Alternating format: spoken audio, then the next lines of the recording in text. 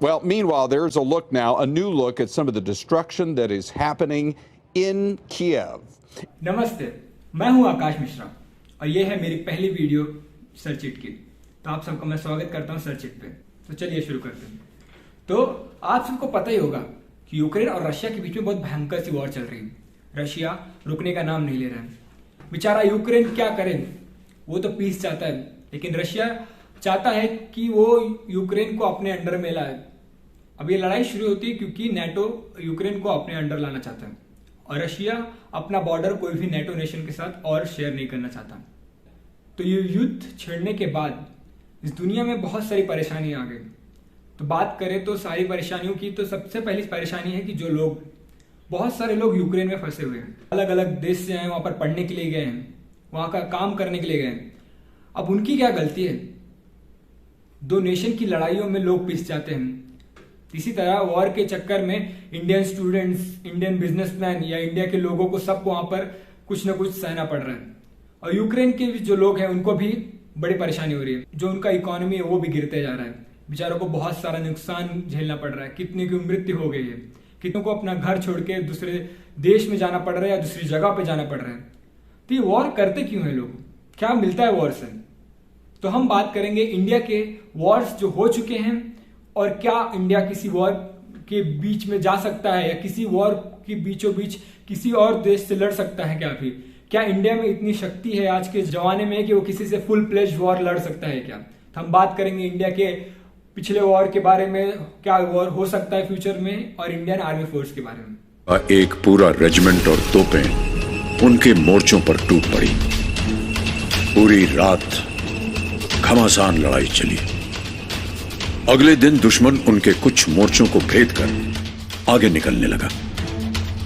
हवलदार अब्दुल हमीद तुरंत RCL gun लगी अपनी जीप के साथ एक तरफ गए। इंडिया के पास्ट वॉर की देखा जाए तो इंडिया का सबसे बड़ा दुश्मन था पाकिस्तान।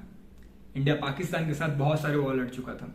तो पहला वॉर था 1947 में, जिसको कहते हैं first war in between India and Pakistan.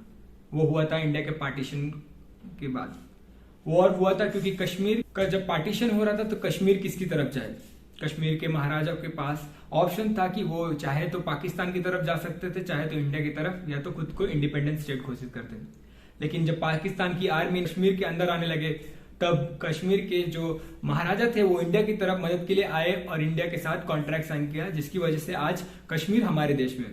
तो वो लड़ाई वहां पर शुरू हुई। उस लड़ाई में बहुत लोगों की जान चली गई, बहुत चीजों का नुकसान हुआ। तो लड़ाई खत्म होती है जब यूएन ने सीज फायर घोषित कर दिया। तब से ही कश्मीर में हरदम कुछ इंडिया पाकिस्तान को लेकर टेंशन बढ़ी रहती है। दूसरा वॉर शुरू हुआ था 1965 में। वेस्ट पाकिस्तान इंडिया में घुस के दोबारा लड़ाई शुरू करने की कोशिश किया था। उस समय इंडिया के हालात उतने अच्छे नहीं थे, तो उसको लगा कि ये सही मौका होगा इंडिया से लड़ाई करने का, क्योंकि वहां पर जीतने के चांसेस ज्यादा थे। ये 17 दिन का वॉर चलते गया, लेकिन बाद में सीज फायर घोषित कर दिया गया। जब तक सीज फायर घोषित किया तब तक इंडिया का अपर हैंड था पाकिस्तान के खिलाफ। इस वॉर के एंड में दोनों कंट्री को ही विजेता घोषित कर दिया गया था, लेकिन देखा जाए तो पाकिस्तान से ज्यादा इंडिया ने उनकी टेरिटरी को कैप्चर कर लिया था। इसके बाद अगला वॉर हुआ था 1971 में। ये वॉर पिछले कई वॉर से ज्यादा भयंकर थे, क्योंकि इसमें टैंक्स का, नेवल फोर्स का, सबमरीन्स का सबका उपयोग किया गया था, जिसमें बांग्लादेश को आजादी दिलाने के लिए वॉर लड़ा गया था और इंडिया इस पे भी जीत गया। इस जीत के साथ ही बांग्लादेश को एक नया इंडिपेंडेंट कंट्री घोषित कर दिया गया था। और आखिरी वॉर जो इंडिया ने लड़ा था पाकिस्तान के साथ वो कारगिल वॉर था। जैसे आप सबने शेरशाह तो देखा ही होगा। तो 1999 में पाकिस्तान अपने बेसिस बना रहा था इंडिया के एलओसी की तरफ। वो लोग एलओसी को क्रॉस कर चुके थे, जिसकी वजह से इंडिया को पाकिस्तान के साथ वॉर की तरफ जाना पड़ा था। ये वॉर का नाम दिया गया था कारगिल वॉर और इसमें भी इंडिया जीत गया था। तो देखा जाए पाकिस्तान की तरह ही इंडिया का एक और नेबर है जो है चाइना। चाइना और इंडिया में भी युद्ध हुआ था, जिसको कहते हैं सीनो इंडिया वॉर। यह हुआ था 1962 में, जिसमें इंडिया और चाइना के बीच में मतभेद हुआ था हिमालयन रीजन में। हिमालयन बॉर्डर पे जब चाइना ने अपने 80,000 सोल्जरों के साथ इंडिया पे हमला बोल दिया था, इंडिया के पास कुछ 22,000 सोल्जर्स ही थे।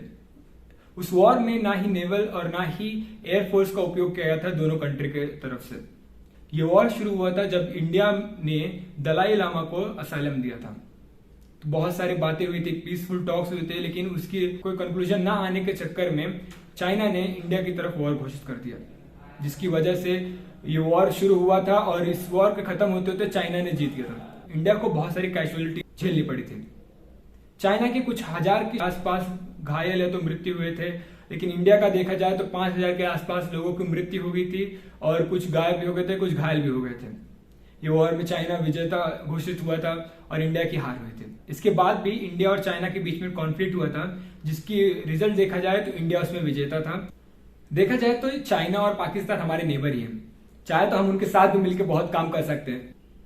तो जैसे देखा आप सबने, पास्ट में हम बहुत सारे वॉर लड़ चुके हैं, लेकिन कभी आपने सोचा है कि आज 2022 में क्या इंडिया किसी के साथ वॉर में लड़ सकता है? क्या इंडिया आगे चल के किसी से वॉर कर सकता है? क्या इंडिया के पास इतनी पावर है? लेकिन आखिरी 2 सालों में देखा जाए, इंडिया और चाइना के बीच में बहुत सारे मुठभेड़ हुए। इसमें कभी दोनों के आर्मियों के बीच में कॉन्वर्जेशन हुआ, कुछ टॉक्स हुए ताकि ये वॉर को ना होने दें, लेकिन चाइना जो है वो अपनी आर्मी को लेके इंडिया की तरफ बढ़ते जा रहा है, इंडिया के रीजन्स में घुस रहा है जहां पर उसको नहीं होना चाहिए था। तो इंडिया भी चाइना को रोकने के लिए जोर शोर से लगा हुआ। इस बीच में कई लोगों की मृत्यु भी हो गई थी और चाइना की तरफ से भी कई लोगों की मृत्यु हो गई थी। आर्मी ऑफिसर्स में टॉक्स चलती रही, लेकिन अभी तक कोई कंक्लूजन नहीं है। पिछले साल हमने देखा इंडिया ने उनके बहुत सारे ऐप्स को बैन कर दिया था, उनके ऐप्स को प्ले स्टोर से निकाल दिया था और सारे इंडियंस चाइनीज प्रोडक्ट को बाइकआउट करने में लगे थे। इससे पता चलता है कि दोनों के बीच में रिलेशनशिप अच्छे नहीं है। तो क्या आगे चल के दोनों के बीच में वॉर हो सकता है? इसका आंसर किसी को नहीं पता। तो आप सब भी, क्या आप सबको क्या लगता है, मुझे कमेंट करके बताइए, क्या इंडिया और चाइना के बीच में वॉर हो सकता है? तो अगर हम बात करें इंडियन आर्मी की, इंडियन आर्मी को अगर चाइना से कंपेयर किया जाए तो हमारी इंडियन आर्मी चाइना से बहुत पीछे नहीं है। वर्ल्ड में हम 4th रैंक पे आते हैं और चाइना 3rd रैंक पे आता है। चाइना के पास हमारे से ज्यादा एयरक्राफ्ट, सबमरीन्स और बहुत सारे मशीन्स, गन्स और वेपनरीज बहुत ज्यादा है, लेकिन इंडिया भी ज्यादा पीछे नहीं है चाइना से। इंडिया की आर्मी की स्ट्रेंथ चाइना की आर्मी की स्ट्रेंथ से ज्यादा है। अगर इंडिया को देखा जाए और सब कंट्रीज के हिसाब से, इंडिया की अलायंस जो है वो बहुत सारी कंट्रियों के साथ है, जैसे अमेरिका, फ्रांस, ऑस्ट्रेलिया, जापान। हमारे अलायंस और हमारी फ्रेंडशिप जो और कंट्रीज से है वो हमारी मदद कर सकती है वॉर के सिचुएशन में। कभी कभी हम वॉर लड़ते हैं तो वॉर लड़ने के पहले बहुत सारी कंट्रीज सोचते हैं कि अगर उनकी अलायंस किसके साथ है, अगर तुम्हारी कंट्री का अलायंस बहुत अच्छी कंट्रीज के साथ है, बहुत पावरफुल कंट्री के साथ है, तो दूसरा कोई वॉर करने के पहले भी 2 बार सोचता है। तो अगर इंडिया की आर्मी स्ट्रेंथ अच्छी है, सब कुछ अच्छे होने की वजह से, तो इंडिया से कोई लड़ने के पहले 2 बार सोचेगा, क्योंकि इंडिया को हराना इतना आसान नहीं है। Thank you for watching the video. Please do share, subscribe and like.